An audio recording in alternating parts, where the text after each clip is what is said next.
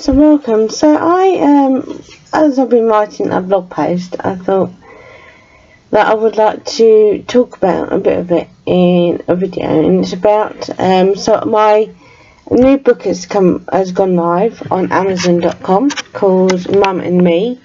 It's under my maiden name, Co Holmes, and so if you want to check it out, you can. It's the first series of my books called Mum&Me. And it's basically telling a story about a relationship between a mother and a daughter, where often they don't agree on things, and the mum is obsessed with shopping online and buying stuff on TV shopping channels, QVC being one of them, and she ends up ordering the wrong thing, or she thinks it's one thing but it turns out to be another.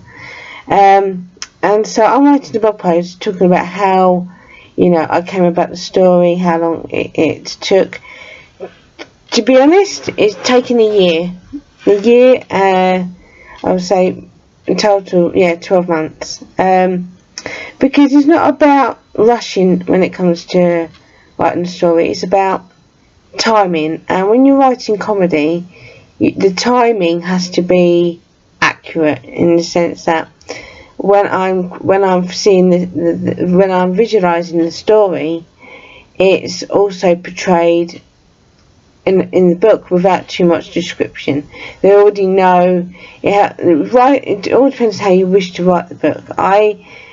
I'm writing the book Mum&Me as if the daughter, Elizabeth, is telling the story, and it all depends on what type of book you want to write, which that can influence how you write a story. Now I do write. I have it as a kid. I used to write children's stories, and it's how I've got myself here today, because writing is a very important skill to have, even if it's just writing letters and so forth. But for me, when it comes to telling the story, I can never have somebody else write the book because they can't see in my head of what I'm picturing. So I set the scene, I write the dialogue, and lots of it's come out where the audience has to play it in their head. But one tip I would always give is don't be so descriptive when it comes to telling the story, picturing where they are, because you can often do that just by writing dialogue. So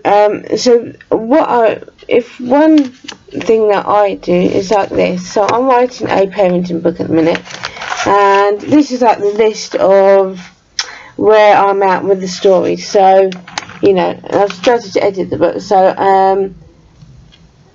I've just gone through it really to basically what I want to talk about. I need to go through and underline the headers. So if it's like a guide book like that one, my parenting books is like a guide to other parents, and I'm writing it as like it's a self-help book for other parents, and with a bit of life coaching involved as well, because it's something that I really am into. And so keeping tabs of where you are in the book is important. But to start writing is to picture the scene, picture the dialogue, put it on paper, and that's the three things. And plan it out. I've written a section in my blog that I'm writing about writing a book, and I've talked about the different questions that get asked. Like, would I, like, for example, how long did it take? Well, like I said, it took a year. How I put the book together? Well, it was not something that I chat together. I thought, well, I'm going to write a comedy. Let's put as much dialogue and information as possible. Now, what you want to do when you write a book is that you want the audience to work with you when telling the story. You want them to do a bit of the work themselves in terms of imagining where they are, and because a lot of it is they're living together, and her mum's only living there because her the place where she was living has been renovated, so she's staying with Elizabeth, with the mum, and you know, like I say, she is based on my nan, because my nan Skinner, when she got cable TV, became very obsessed with the shopping channels, and I'm guilty of that as well. Because it's like a new world. It's like, wow, I can shop on TV, and all I need to do is press a button, and then the things are mine, you know. But it gets to the point where you realise, do you know what, this is just stuff, you know, rather than you know, making a sensible choice. They get so stuck on the item, you know, and it's just, I've written it. I didn't plan the book as such. I characterise when I'm writing the book, just to keep tabs of the characters, you know, who is what to what relation is that person to the main character.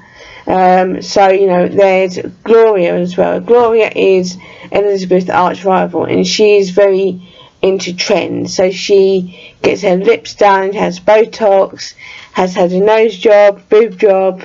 She's very much into cosmetic surgery because she loves designer, and she, you know, she keeps trying to make. I'm now on the second book of Mum&Me, because I've enjoyed writing it so much that I couldn't wait to write the next book.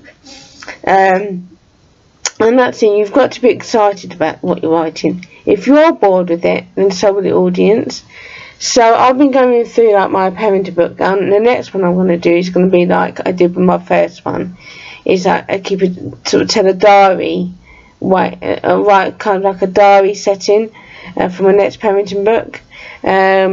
Because I enjoy writing that book, but it's like a guide, and when you write a guide, it has to be sort of informative, but for me, still keeping it personal, but you write it differently to when you're writing a novel. Because when you're writing a novel, it's fiction, it's, you know, it's based on things that have happened in my life, but with the parenting one, it's more like, you know, how to, you know, one part, for example, you know, teaching parents how to take 5, even if it's 5 minutes, 5 seconds, just to chill, because with parenting comes stress, and it's kind of like a de-stressor type book where, you know, it's not all about being a strict parent, it's all about being flexible, you know, expecting, you know, there's lots of details in there which, you know, from reading from other parent books, don't cover. And that's the other thing, you want to keep your stories or book original. So, you know, you do need to, one thing I do a lot is I map things out. So, for example, like this. This is a map idea that I did in my previous notepad, and I've kept hold of it. And it's just of my blogs, really, and where I want to take it. I'm doing some online courses. I do a regular Saturday morning post, tea biscuits, and it's just like making a map of, you know, things I've done, things that I want, what direction I want to go in. So you can even do that when writing a book, is map it out. So, for example, who is the main character? Well, in Mum&Me is Elizabeth. The second character is her mum. The third is Freddie, her son, but he's not in it as much. Then you've got her ex-husband, who she has a great relationship with now, and is remarried and got other children. And then there's Gloria, who's her enemy, number 1. She's very opposite to Elizabeth. Elizabeth is very much a tomboy. She doesn't wear that much makeup. She runs like a little bakery business on the side. So it is, and so, you know, you could do that when it comes to, you know, characterization, you know, of the book. It all depends on how you see it, how you want it to grow. Is it going to be a series? Is it just going to be just a one-off novel? You know, I find that you get the ideas as you're writing. So, and I always keep tabs of ideas that I have of other books, because you find that once you get into writing, that more titles will come into it and more stories you want to create, which is good, because when it comes to reading books will always be around forever. Stories will still be around forever, and it's, you know, it's a great skill to have, is writing, because without it, you know, I would struggle, and it has helped me in a lot of ways, and that's why I do write different type of books. And I think now, in this day and age, you don't have to be fixed in one genre when it comes to writing books. It's, I like writing self-help books. I love writing sort of biography books, and I love writing fiction. So, they're the three categories that I love to write about. I love being inventive, and I love creating new ideas, but I also like to create real scenarios of what could be, and that for me is how I write a book, and that's why it has taken me a year to get it published, a year to finally for it to be live, and for it to go live. So if you want to check it out, you can. It's available on Kindle, and I've done 2 types of paperback versions of the book, and so if you want to check them out, you can. I'll link it below, and I will put it up on here as well. So it's just being inventive. It has to flow, and if it's not flowing and you find there's a bit in there where you need to improve it, that's what editing is for. I'm not a big fan of editing, but it does have to be done. So what I tend to do is that I edit as I go. I was doing it at one point where I was writing the entire story and then edit it, but that takes a lot of work.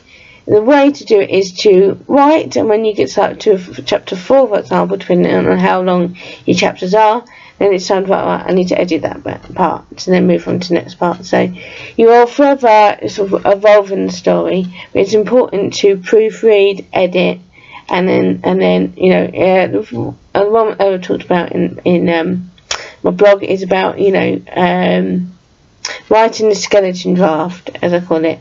So you just want to write the draft, and just picture the scenes, picture the dialogue, what each character looks like, without too much description. They want your readers to be engaged with what's going to happen next. And I love writing the way I do, where I don't even know what's going to happen next. It just comes to me, and that's the joy of writing.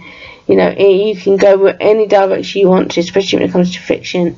When it comes to writing biographies, obviously it has to be accurate. If you're going to talk about certain people, you have to get their permission, or use fake names if it's something because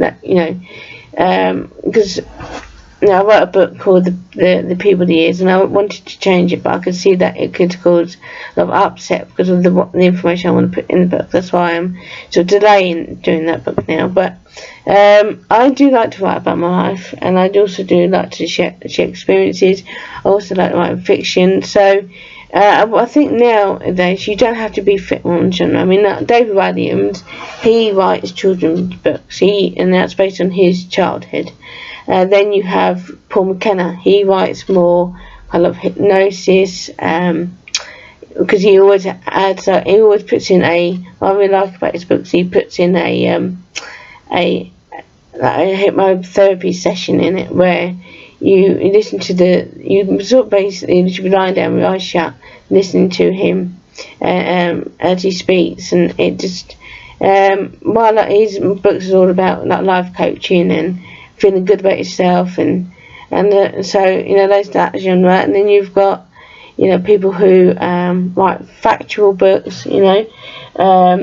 For example, I'm reading a book called The Unwanted, that's based on a young girl whose mum died at an early age, and so it's all about forming the story, getting to grips with the scenes that you're seeing, and the other thing I've put is, would I have somebody edit for me? Perhaps at some point, but for me it's important that the book comes from me rather than somebody else, because it's my story, my interpretation. So as long as it was somebody just going through, making sure there's no typos or anything like that, then I would. But it's still, I would want it to, I want it to be raw material, so people can see that it's my story, and I've created it. It's, and so it's, so that's why I wanted this video, to talk about it, because a lot of people think that it's a massive, it's a quick process where you just take things from other people's books and put it on page. No, I would never write like that. I like to write things that's in what I see, and I can share with the audience. Because it's an audience, at the end of the day, they're the ones that can read your book. Should you write for the audience? Not as such, because it still has to be your work. But like in my parenting book, I've done sections where I've put coffee break in between, so they know, right, I've read this bit, I can take a break now. And that's what I want to do myself up. And I've got quite a lot of ebooks now on Amazon.com under the names Carrie Holmes, Carrie Challoner, and Carrie Lee Holmes. So look now up, I've got quite a lot of ebooks, and you'll see in some of them that I've done where I've write some dialogue, put some information, and then put like a coffee break in between. And so, you can, do the same, really. It's all about, how you picture the book, who you want to be reading your book, so who's your target audience, and it's just basically just write what's in your head, create the skeleton draft, edit as you go, so you can form more into a story, let it be in a book, and then to be imaginative, be as bizarre as you want, but make sure it's your own story. Never copy anybody's work. That's using other people's work for your own gain, and that is not right. It has to be original material, it has to be imaginative, it has to capture the audience. But what you want to do first is just get it on paper, read through it, edit it, change parts of it if you need to, or write down notes as you're editing, so there's that, remind you of where that character's at, because I've done that before where I've said the character's one name and I've given them another name. So it's always good to keep a list of all your characters. So when it comes to planning, make sure you know who your characters are, and if there's a new character that comes into it, add them to the character list. When it comes to spelling, I always check on Google when it comes to spelling. I don't rely on the spelling icon on Word. I tend to and what I also done is that find on Word, I use that to see when that first added that character to the end, and have I been consistent. And that's the other thing, you do have to be somewhat consistent with with how many pages per chapter, and how many pages you've done, how many sections have you done. Are you going to separate into different parts? So you're going to have part 1, part 2, part 3, part 4, blah blah blah. And it's formatting it from a image from your head into a dialogue, and talking about where that person is at, to then forming the story, and then to putting it into a book. And it's not something that should be rushed. Take your time, and then, like I say, I'm now writing 3 or 4 books at the same time, but I am keeping tabs on them, and that's what I do. I will edit. So Mum&Me, I'm now on page sort of 28, 29, and as soon as I get to page 30, I'm then going to check my editing notes, go back where I finished editing, edit that section to move on to the next part. So that's how I work, and I just thought I'd share that. And any questions, please let me know in the comments below. But thank you so much for watching. And if you want to check out my new book, Mum&Me, it's on Amazon.com, and it's under my maiden name, Carrie Holmes, and it's called Mum&Me, Gucci Tits, PTFA, Drug Queens.